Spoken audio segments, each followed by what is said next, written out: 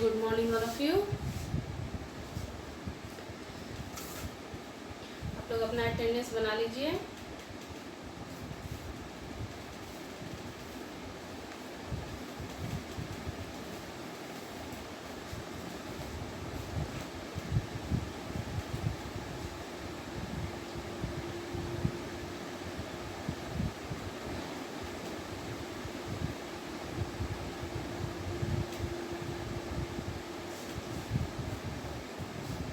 पिछले क्लास में हमने क्रिया पढ़ा था। क्रिया क्या है? तो जिससे किसी काम के करने या होने का बोध हो उसे हम क्रिया कहते हैं। जैसे पढ़ना, हंसना, रोना, खाना, पीना, ये सब क्या है? क्रिया है। ठीक है।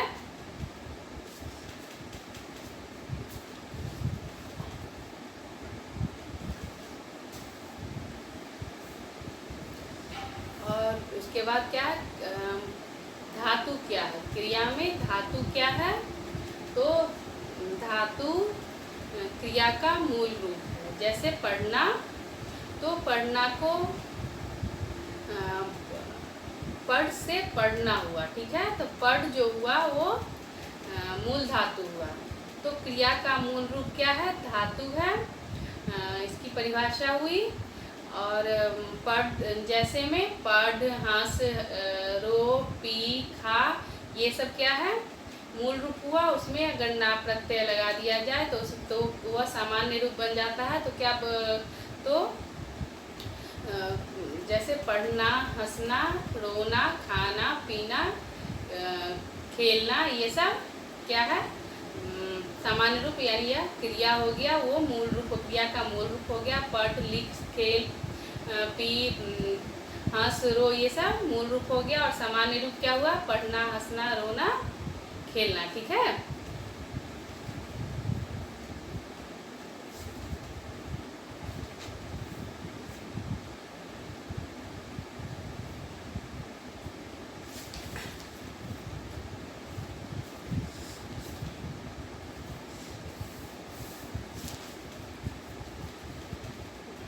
धातु के भेद, पिछली क्लास में हमने धातु के प्रकार के बारे में भी हम लोग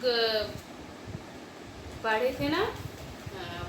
तो धातु के कितने प्रकार हैं? तो धातु के 2 प्रकार है। कौन कौन सा? तो मूल धातु और यौगिक धातु। ठीक है। मूल धातु क्या है? तो मूल धातु जैसे पढ़, लिख, या स्वतंत्र मूल धातु जो वह स्वतंत्र रूप से होता है। इसमें किसी और की सहायता या यह शब्द किसी और से पर आश्रित नहीं होता है, किसी और की सहायता नहीं लेता है। ठीक है। और इसके बाद क्या है? यौगिक धातु। तो यौगिक धातु क्या है? यौगिक धातु किसी प्रत्यय के योग से बनता है। योग से बनता है। प्रत्यय क्या? तो प्रत्यय क्या होता है? तो यह शब्द के अंत में लग के नया शब्द बनाता है। जैसे ना प्रत्यय,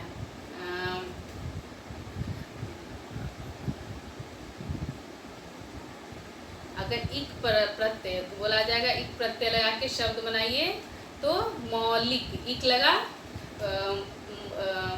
मौली जोड़ इक, यानी मौलिक, ईमानदारी। ई लगा, ई प्रत्यय लगा के तो ईमानदार प्लस ई, ईमानदारी। उसी तरह यहाँ पे ना प्रत्यय लगा के तो क्या होगा? ना प्रत्यय लगा के शब्द बनेगा। जैसे पढ़ के साथ लग के पढ़ना, लिख के साथ करके लिखना, हंस के साथ हंस प्लस ना लगा के हंसना। ठीक है। आज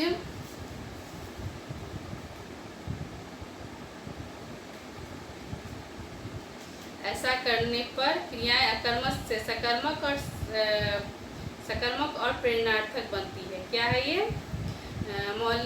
यौगिक धातु किसी प्रत्यय के योग से बनती है। ऐसा करने पर क्रियाएं जो है अकर्मक से सकर्मक, सकर्मक से प्रेरणार्थक बनती है। तो प्रेरणार्थक क्रिया क्या है? आज पहले मैं बता देती हूँ प्रेरणार्थक क्रिया क्या है।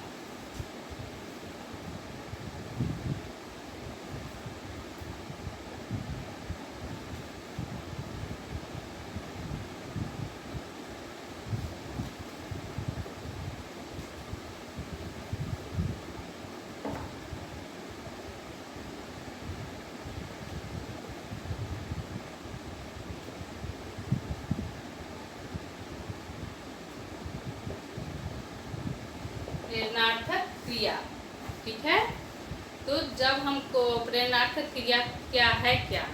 तो जब हम कोई काम खुद से नहीं करके किसी और से करवाते हैं या किसी और को करने के लिए प्रेरित करते हैं तो उसे क्या बोलते हैं? प्रेरणार्थक क्रिया बोलते हैं।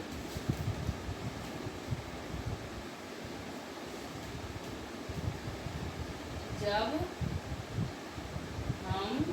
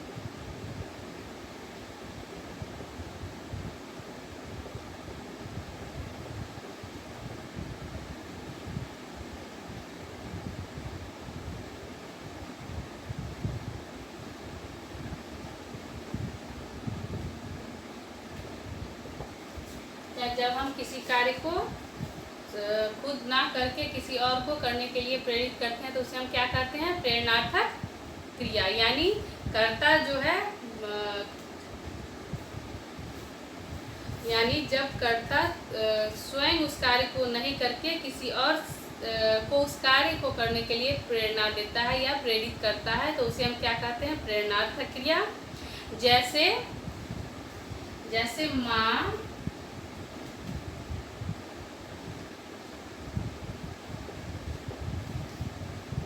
जैसे बनवाना, उठवाना, खिलवाना, करवाना।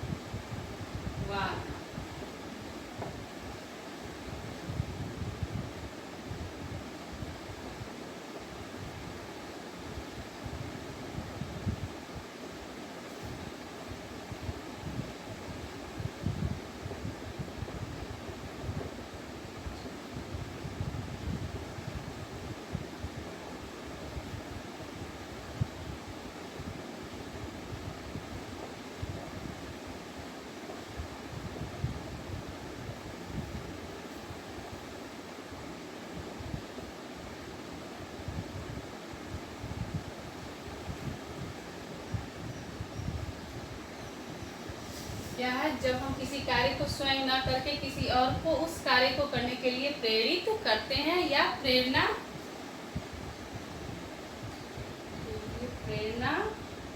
देते हैं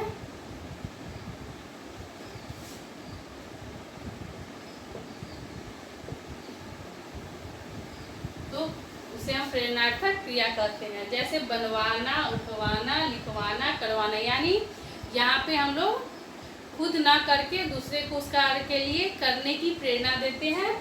जैसे बनवाना तो मतलब खाना बनवाना, उठवाना यानी कलम उठवाना, लिखवाना यानी खुद ना लिख के दूसरे से लिखवाना, करवाना यानी खुद ना करके दूसरे से उस कार्य को करवाना। यहाँ पे मैं वाक्य से आपको समझा देती हूँ। माँ तुम खाने में चावल बनाना। यानी यहाँ पे माँ को खाने में चावल बनाने के लिए बोला जा रहा है। ठीक है, तो यहाँ पे बनाना यानी जो बोल रहा है खाना बनाने के लिए तो वो प्रेरणा दे रहा है अपनी माँ को खाना बनाने के लिए। और माँ और यहाँ पे माँ जो है अपने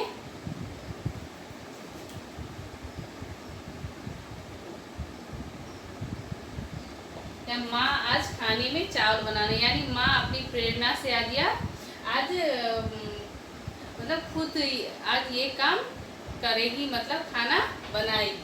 और यहाँ पर माँ आज खाने में चावल बनवाना, मतलब माँ खुद ना बना के किसी और को प्रेरणा देगी कि तुम किसी और से यह चावल बनवाओ। तो यहाँ पर माँ प्रेरणा देगी किसी और को कि वह खाना चावल बनाएगी, ठीक है। यानी बनवाना, वाना शब्द प्रेरणार्थक क्रिया हो गया, जो खुद से ना करके किसी और से करने के लिए कहा जाए। जैसे सोनू कलम उठवाना, यानी खुद ना उठा के तुम किसी और को बोलो वो कलम उठाने के लिए। तुम होमवर्क या गृह कार्य किसी से करवाना, यानी तुम खुद ना करके किसी और से करवाना, ठीक है। यहाँ प्रेरणा दिया जा रहा है ना। तो जैसे मूल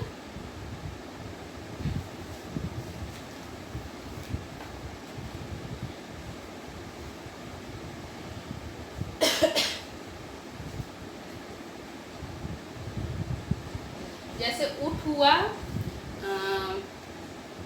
यहाँ पे पढ़, ये क्या हुआ, मूल धातु हुआ, उसमें ना प्रत्यय जोड़ देते हैं तो वो क्या हो गया, सामान्य धातु हो गया। और पढ़ना, पढ़ना जो हुआ यह प्रेरणार्थक क्रिया हुआ। तो प्रथम प्रेरणार्थक ये हुआ कि वह खुद ये काम अपनी प्रेरणा से करेगा। और यहाँ पे पढ़वाना या बनवाना, बनाना जो है, और पढ़ाना यहाँ पे प्रथम प्रेरणार्थक हो गया, और बनवाना जो है वह द्वितीय प्रेरणार्थक हो गया। यानी प्रेरणार्थक क्रिया जो है वह दो प्रकार का होता है, ठीक है।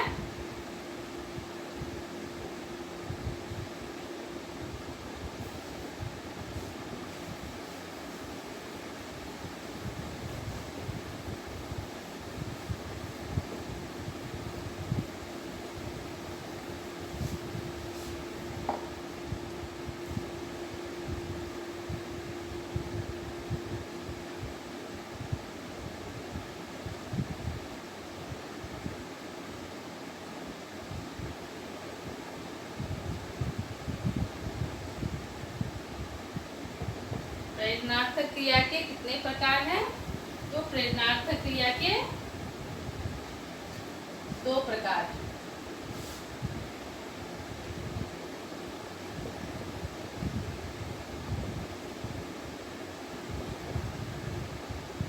के दो प्रकार है, ठीक है। प्रथम प्रेरणार्थक,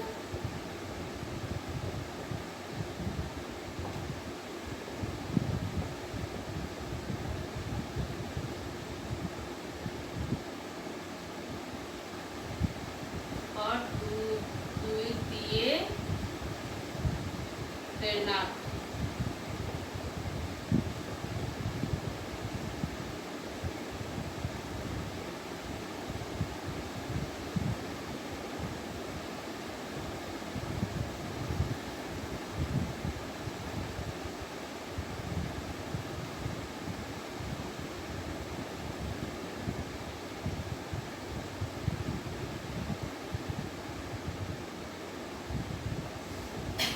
प्रेरणार्थक क्रिया क्या है? तो वह प्रेरणार्थक क्रिया जब कर्ता या कोई व्यक्ति, यहाँ व्याकरण के तरीके से बता देती हूँ, जब कर्ता कोई कार्य को स्वयं ना करके किसी और को बोलता है करने, यानी दूसरे को प्रेरणा देता है उस कार्य को करने के लिए, तो उसे हम क्या बोलते हैं? प्रेरणार्थक क्रिया कहते हैं। प्रेरणार्थक क्रिया कितने प्रकार का है?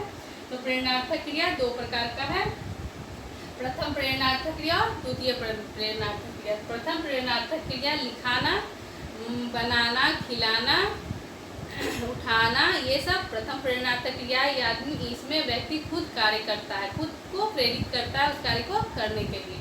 और द्वितीय प्रेरणार्थक में लिखवाना, करवाना, बनवाना, यानी जिस शब्द में वाना शब्द जोड़ दिया जाता है तो वो द्वितीय प्रेरणार्थक हो गया ना। तो यहाँ पे क्या मैं बताई थी, माँ आज खाने में चावल बनाना, या मोहन कलम उठाना, यानी मोहन को बोला जा रहा है या मोहन खुद यह कलम उठाएगा। और अगर बोला जाएगा मोहन तुम आज तुम ये कलम उठवाओ, यानी उठवाना, ठीक है। यानी मोहन को बोला जा रहा है या सोहन को बोला जा रहा है कि तुम दूसरे के माध्यम से, यानी दूसरे को प्रेरणा दे रहा है कि तुम उस पेन को उठवाओ, या माँ तुम आज खाने में चावल बनाना। तो यानी माँ को बोला जा रहा है, यानी माँ अपनी प्रेरणा से वो चावल बनाएगी। और यहाँ तुम बनवाना, यानी तुम माँ जो है खुद ना बना के किसी और को बोलेगी चावल बनाने के लिए, किसी और के माध्यम से वो चावल बनवाएगी, ठीक है। यानी बनवाना वहाँ पे हो जाएगा, वो द्वितीय प्रेरणार्थ है, और बनाना प्रथम प्रेरणार्थ है, ठीक है।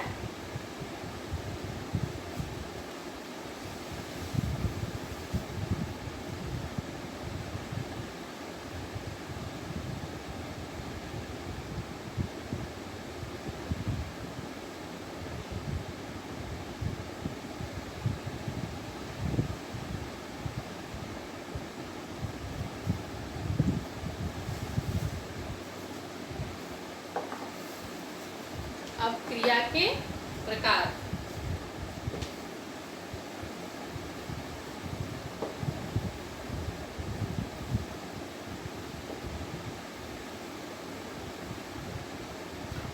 क्रिया के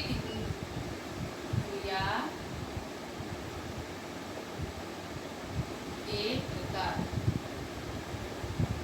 तो यहाँ पे कर्म के आधार पर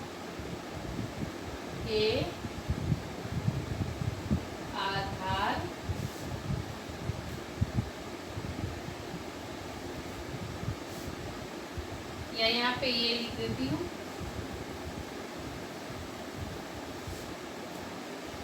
मूल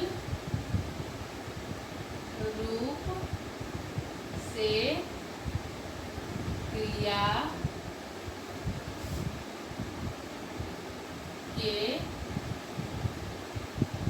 दो प्रकार है, सकर्मक क्रिया और सेकेंड में अकर्मक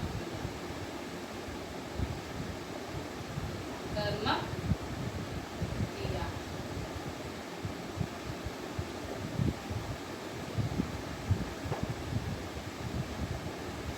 सकर्मक क्रिया और अकर्मक क्रिया। तो सकर्मक क्रिया क्या है?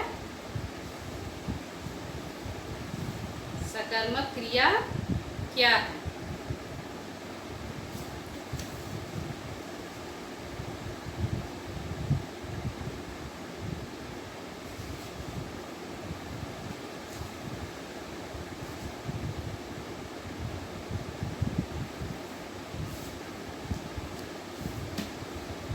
तो जिस क्रिया का प्रभाव कर्म पे पड़ता है उसे हम क्या कहते हैं? जिस क्रिया का फल कर्म पे पड़ता है या प्रभाव कर्म पे पड़ता है उसे हम सकर्मक क्रिया कहते हैं। तो प्रभाव कैसे पड़ता है, ठीक है। तो जिस सिंपल शब्दों में जिस क्रिया में कर्म होता है उसे हम क्या कहते हैं? सकर्मक क्रिया। सकर्मक मतलब स मतलब सा, ठीक है। कर्म ये बीच में है ना, तो जो कर्म के साथ है वह सकर्मक क्रिया है, जो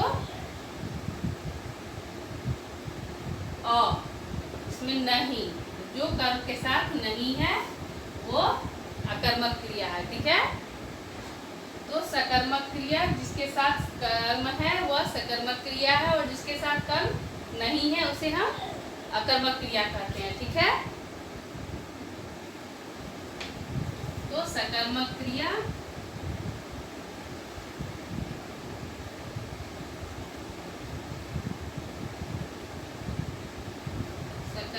क्रिया तो जिस क्रिया के साथ कर्म होता है उसे सकर्मक क्रिया कहते हैं। ठीक है, जैसे जिस क्रिया के साथ कर्म होता है उसे सकर्मक क्रिया कहते हैं। तो कर्म कैसे होता है? कर्म कैसे होता है? तो राम आम खाता है। तो यहाँ खाना ये क्या हो गया? क्रिया। ये क्रिया हो गया। तो क्या खाता है? तो क्या खाता है? तो आम खाता है, यानी क्रिया का फल कर्म पे पड़ा, यानी खाता है। क्या खाता है? आम खाता है। ठीक है। अगर इसी तरह अगर अकर्मक क्रिया में होगा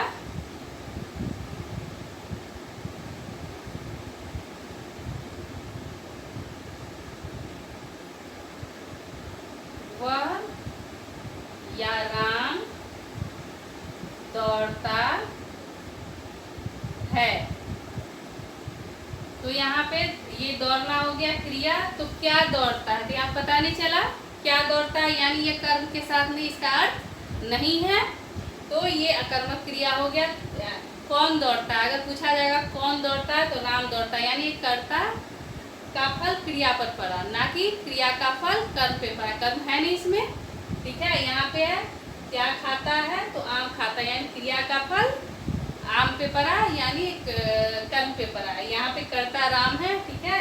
यहाँ पर नहीं है कर्म। ठीक है।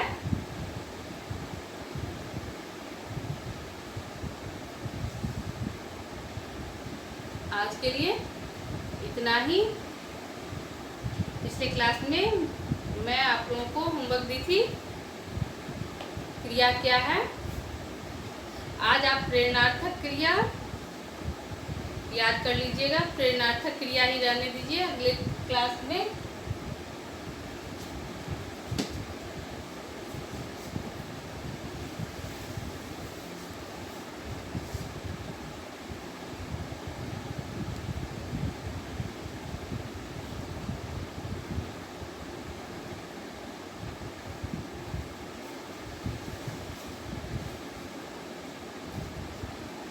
और अच्छे से मैं अगली क्लास में बता दूंगी। ठीक है। आज के लिए इतना ही। ठीक है। इसको मैं फिर से इसको अगले क्लास में बताऊंगी। आज टाइम कम है इसलिए नहीं बता पाई। ठीक है।